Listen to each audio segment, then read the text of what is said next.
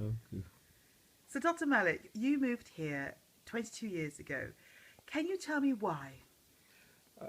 Just because our children are getting older, and our children's school was a forest school, which was only, I would say, 5 minutes walk from our home, which we bought.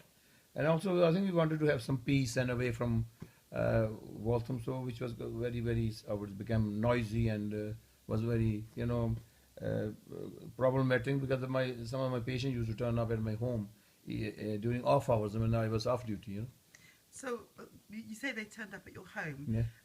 I mean, what time would you normally finish work? Well, evening. I mean, it used to vary from the time of the year, but let's say from these, if it were like April, May, I used to finish my evening surgery by 7:30, come home about 8, and then I used to turn up about 10, 9:30, 10. Oh, we went to your surgery is closed, and we found it easier to come to your home. We only live 2, 3 roads away. They used to say. So, Even if they live 10 roads away, they say we only lived a few roads away. Oh, I'm sure you don't mind. And what do you do? Either you refuse them or you uh, try to, as a GP, you have to just try to, treat them well.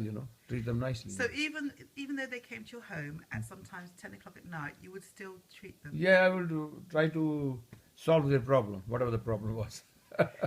So eventually, your wife said, "Enough is enough." Yeah, she said many times, but I kept ignoring. I said, well, we don't want to move anyway, so what can we do? You And know? then eventually you gave in. Yeah, yeah. So okay, let's. Then she started looking for, and uh, I think we used to. I used to have a small Beetle, a German Volkswagen Beetle. It was a new car, but it was about 5 years old or 6 years old since I bought it. So we used to come here looking for area. Then she Okay. found this Broad Walk was the one main road. We didn't even know the area, so we just we came Broad Walk, and then it was evening, night, and then we saw the houses, medium size, semi-detached houses, and all the windows were all colored. The fan light windows, the top part, small square part up there above the window, small. It was all colored glass and stained glass, and then she liked it and I liked it. So then we started asking the agents to do. We were near a Broad Walk. So we found a house off Broad Walk called Cheney Avenue, Okay. which was, I think, within our price bracket. It was cheaper than Broad Walk, so we bought it. And then eventually you managed to work to move to where you are now. Yeah, yeah. We moved in 94, 95, 94, 94. 95. Okay. And when did you retire? I retired in 2005. In 2005. Between 5 and 6, I would say. So, I mean, your children went to forest school, and you've mentioned that it was very safe. You felt it was a safe area, and the children could actually walk through the forest to the school. They used to, I mean, my wife used to accompany them to the school. Sometimes I did. And when they grew older, they used to go together, 2, 3 of them. But there were other children going all the time to school, with parents or without parents, older children. If they were younger, the mother or father accompanied them. But there were some incidences of some, a stranger person trying to, I think in 4 or 5 years, there was some stranger in the forest who tried to attack some children, and it was reported in the press as well. Oh gosh. Yeah, so Okay. then I think police came, it was called and all that. But they said it was some tramp or something, but it was a single, a lone child going to school, and he tried to harass or assault the child. My goodness. So, did you stop your children going at that point, or did you? No, we used to go. Then my wife and we started going, accompanying them. But once they're older, because once they're 15, 16, then usually no problem because they go in 2, 3 sums. Even if they're alone, they can fight back, with anybody. But police started coming, and in that area they started doing like a monitoring, and then I think there was no problem after that. So, you have seen quite a lot of changes in Woodford over the 22 years. In respect of the change in the demographics and the makeup, would you say there has been changes? Yeah, there has been definitely changes, and When you first moved in, were there a lot of Indian or people of ethnic minority or people from Pakistan? there were. I mean, they were there, but they were fewer than what they are now. They are fewer. Okay. And And so, did you find that when you moved in, Did you find it difficult because there were so few? I mean, we found ourselves a bit isolated initially uh, because, as you know, the English people generally they are reserved. It's difficult to uh, break, barriers between them because they want to remain reserved. So you have to respect their this habit, and obviously uh, we made from some neighbor friends and all that. They were all natives. I mean, the English people, and they were friendly. But our Asians and similarity, brothers from Africa and Caribbean, they are a lot more friendly, no doubt, because they more they haven't got taboos, so they're not that reserved. I They're would not say. that reserved. Yeah, they you start talking easily, with them. Yeah. So it took you a little while to make friends, but Yeah, you did yeah, make it took friends. some time. Yeah. Okay. And when you came, was there a mosque in Woodford? There wasn't any mosque, no, There wasn't one at all. no mosque at all. Okay. And so when was the mosque formed? Actually, there were one of our well, I would say a friend, would you say companion? He leased a shop on Mulberry Way, number 12, and it belonged to cooperative store. Who got cooperative bank and cooperative store and cooperative dairy farm, dairy, and he was paying every 6 months or 3 months the lease and ground rent. And then I think after 2 years, the number 14 was a osteopath, a physiotherapist, a lady. She stopped practicing and she gave the goodwill to us, So we bought 12 and 14 on 1998. And 1st of December, 11th of December 1998, we bought two shops from cooperative. They both, luckily, both belong to cooperative. So, Okay. so we did a deal. First, they were asking for higher price. Eventually, they agreed to sell it for 111,000 freehold. Okay. But there's nothing above. It's just ground floor shops. No flats. Hmm. Yeah. And that was then made into the mosque. Yeah, we were having a go with the local council, which is Redbridge Council, and they were obviously they didn't want to have any worship place there because they said shop and all that. And they kept saying it's residential area. Then Mulberry Way residents they formed a opposing group, and then they opposed. And eventually, I think the council gave us permission to start as a worship place. So are you telling me that the people in the area supported you for the planning application? No, actually, the people did support us. The people who didn't support us, they were far more vocal. They formed an organization called Mulberry Way Residents Association, Right. and they opposed us to the council meetings. And there was one or two meetings. This hockey hall, which Hockey Hall, yeah. yeah, I think there was one meeting, final meeting for the council, and then I think eventually the council had to accept because the councillors, I think one councillor voted in favour of to give the permission or go ahead. Oh, okay, fine. And so when you started going to the mosque, how many people actually went initially? Because this is brand new. There aren't many people of ethnic minority in the area. So how many people were actually at the first service? Initially, it was it was not really properly formed organization. It was just self-help basis. We could not hire anybody because the funds were very little. And Mr. Khan, who lives now in Nottingham, he was one of the main organizer. He was a retired accountant, and he just wanted to set up something on the ground with a view to eventually to form a mosque in South Woodford. So he used to come to initially it was just 12 number shop, so it was at the most it was room for about maximum of I would say 60, 65 people. Okay, so in the main room, So he not 65, I think it was probably only 55. Mm-hmm. So he used to clean it, and we had it carpeted with quite, I think, bought very cheap carpets to cover it. And then I think initially they used only 6, 7, 8, 10, and sometimes 10, 5, 6, 7. That's it. That was all when you first started. There was Yeah, just people nobody knew. You see. yeah, there was just 7 people attending. Yeah, 7, 10. Oh my gosh! Oh gosh. So how many people attend now? Now I think because it's 12 and 14 they're together, and they also bought number 10, which is a Hmm. small shop in the triangle. Hmm. It faces the Central Line station. Uh, there's a space for 35 there in the triangular shop, and the another one. I think altogether is a scope for 155 people.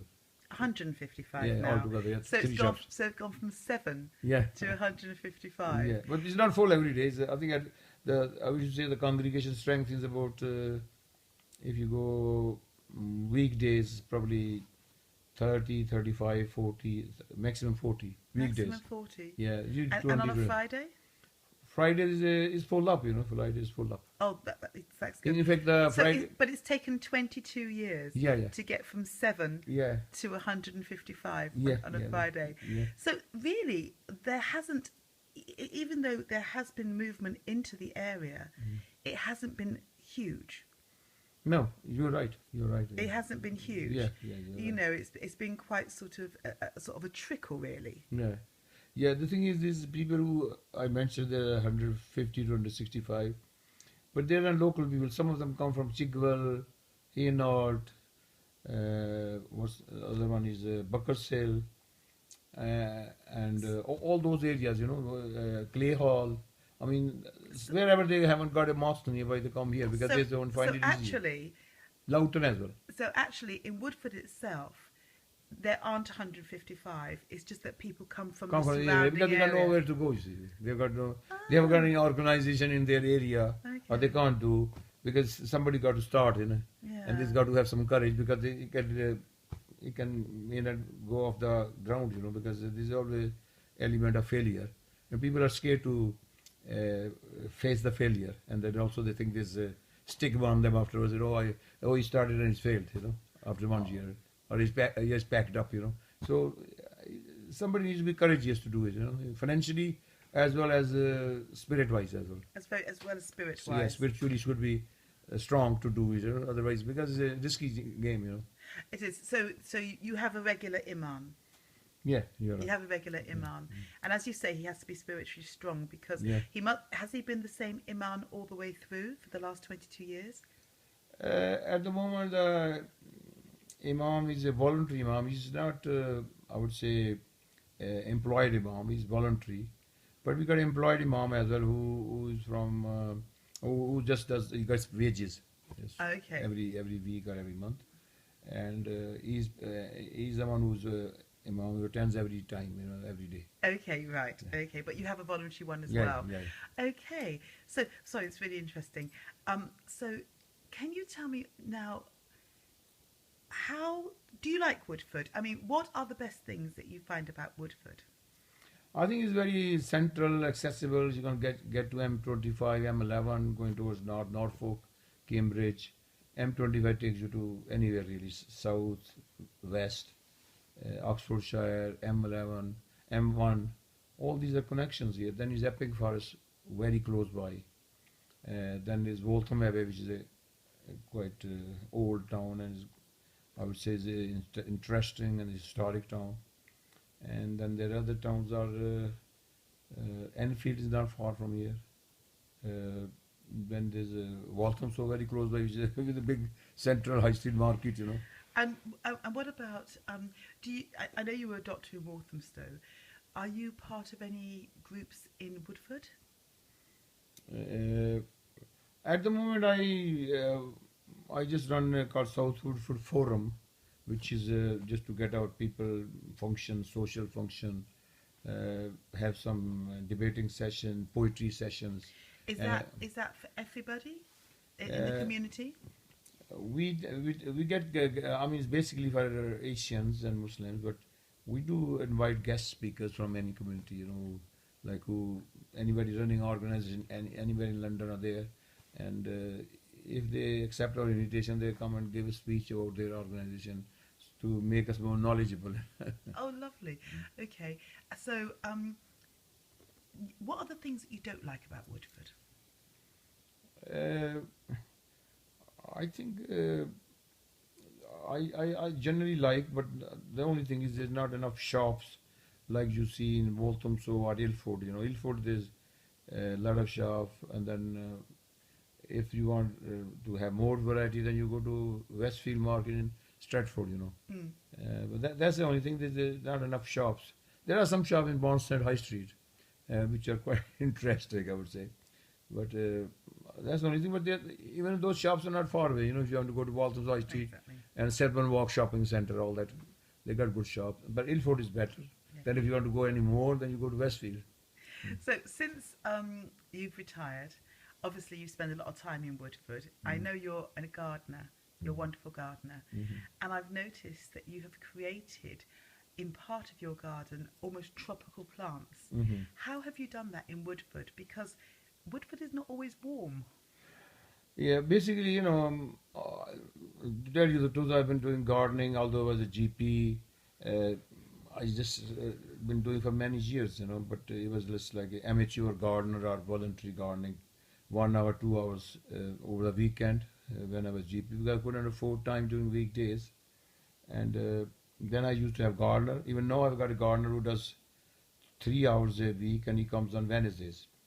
And he helps me, you know, with the general weeding, because I used to do, because the large garden you can't do weeding yourself. You have to keep bending and kneeling on, and then all this. These are not raised beds, you know. They're lower level, conventional beds which are lower levels. And as you get older, it's more difficult. Yeah, and then isn't it? he uses a kneeling pad, you know. Yeah. Then he's doing for maybe half an hour, 45 minutes every week. And then he cuts the grass as well. I can't cut the grass. My wife did it when we moved here 22 years ago. We had what's called this mower, you know, electric.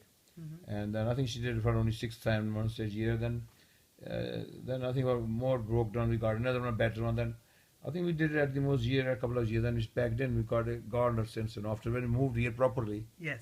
And we got a gardener. We had 2 gardeners. In fact, one had a stroke last year, massive stroke. He lives in Haynard, he's an English chap. He looked about 65. And then he kept saying he'll come after 3 weeks, 4 weeks. We waited for about 2, 3 months, he did not come. But this other gardener, his name is Peter, he lives in Chingford. He used to come for just mowing the grass, because a large lawn, you know. Yeah. And so we asked him, he said he'll keep on doing the little bit gardening. He's not very expert in plants, but I have trained him, you know, how to do. But how have you managed to keep the tropical plants that I saw today? Oh, yeah. Because how have you managed to keep them alive in Woodford? Because I don't think I'd be able to do that. And I've been gardening for years. I mean, the one I've got is called palm trees, you know, those the palm trees, you know, Yeah. with date palms and all that. Yeah. But there are some versions which you can grow in UK, in South England, like this part is. London is comparatively very warm compared to the rest of the UK. So do you get them sent to you specially, the plants? No, I go and buy from the nurseries. You know, I've got 2, 3 good nurseries. Some of them they send you catalog. You know, if you want, I'll show you. Bring you catalog, give it to you. And they're good plants. All these tropical plants are there. So they're all plants you've bought in England. Yeah. What some plants will the nurseryman will print is that this is suitable for South England. I mean, it won't die. And you say this will survive into -5 or -10, some are even -10. But if you still want to protect it, what you do is you put good manure, some stones at the bottom or broken crocks, and then you put some good fertile soil, and then good manure, and then all round general purpose compost. Then you put the plant in, and it should be deep into the plant pot. If you're going to do the soil or border, then you try to put it near a wall. If it's near a wall, then it gets protection. And in plant pots, it's usually safe because it's in a plant pot and it's less likely to get frozen. But on the top, I bought bark chippings, you know, from the garden centers. And come September, October, I got 2, 3 sacks, you know. And if I got 5, 6 sacks somewhere in the other end, you know, next that side fence by fence. Do you cover them with fleece during the winter? No. I just put some, you know, these broken bark. Oh, They are ready made. You get from any garden they're called bark chippings. So some are plain, were cheaper. Some are decorative. Yeah. So they're pinkish or some color. So you put them there. They're about, if you put 2 inches on them, they nothing happens even if it's a frost or whatever, because they get protected. It's like or It's double the sweater, roots. like a It's a double sweater. jersey. Now you've told me that your wife is English, Yeah. and so does your wife cook Indian food, which is my favourite, or Uh, did you teach her to cook it? Actually, to tell you, the truth, she cooks better than me. I initially gave her. I wasn't very good cook myself for Pakistani foods or Asian food, but I knew more than her. So I used to cook sometime twice a week, and then uh, she, and she started learning from me, and then she can do. Now she's better than me. In fact, she's I would say better than restaurant food as well because she cooks regularly now. Oh my goodness! I like English food as well. She cooks maybe a couple of times, 3 times English food. So, what's Then your favourite English food? I really like this chicken and Yorkshire pudding and all that stuff with vegetables, cauliflower, what's called those cabbages, those what do you call them? Sprouts. Sprouts, carrots and all that, potatoes, roast Okay. potatoes. Yeah. Oh, do you like fish and chips? Oh yeah. We often go to a restaurant for fish and chips. There's a good one. It's called Royal Forest in Chingford. Okay. It's a pub, but it's got very nice atmosphere and they cook very good fish and chips. And do you go to any of the restaurants in Woodford? Sometimes I go to this. There's a Pizza Express. There's a what's called Presco, I think. What's called, and then by the outside by Sainsbury, and there's one by the opposite your hall. What's it called? This is it opposite her by the library. The Dove and the No, it's called Queen Mary Avenue. Is there on the right? Pretzos. Yeah. Pretzos. Yes, the Pretzos. Ah, yeah. No, Yeah. they're really nice. Yeah, but the Prezzo is better in the Chingford one. I mean, they're same link. But if you go to Chingford, is on the King Head Hill. It's very good by the traffic light. There's better quality of service. Sometimes I go there, and there's one in Loughton as well. Very good. Okay, so just to finish off, you've lived in Wood for 22 years. Are you thinking of moving? No. I think my wife had decided that we wish to live here because I don't think even if you try for two, you won't get a better home than this. Because even if you get a bigger house, you'll need a lot of changes to make it, suit us, from various angles. Yeah, and you've just got the most amazing garden. I am Oh, utterly jealous thank you. of your garden. I'm delighted that you liked it. No, it's absolutely beautiful. Thank you so much for taking the time to speak to me. Oh, I really appreciate it. my pleasure, my pleasure. Yeah. All right, thank you.